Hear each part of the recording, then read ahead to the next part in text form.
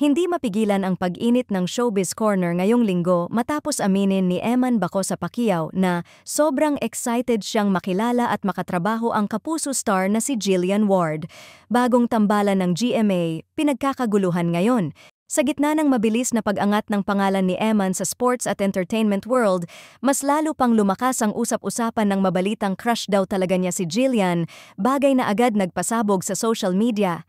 Ayon sa mga malalapit sa kampo ng binata, matagal na raw nitong hinahangaan si Jillian, hindi lamang sa ganda at talento, kundi pati raw sa disiplina nito bilang artista.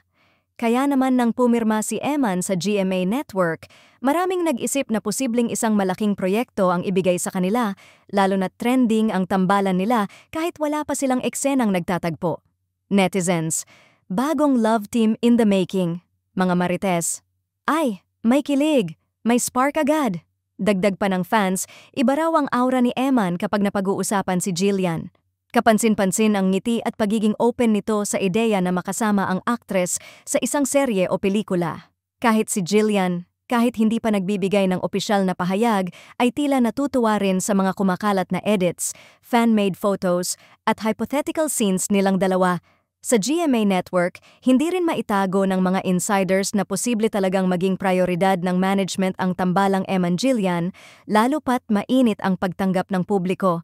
At kung sakaling matuloy, tiyak na magiging isa ito sa pinakapinapanood na on-screen pairings sa susunod na taon.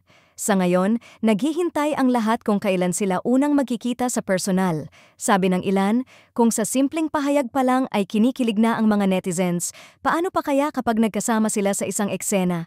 Isang bagong tambalan ang paparating at mukhang hindi lang si Eman ang excited, kundi ang buong bayan.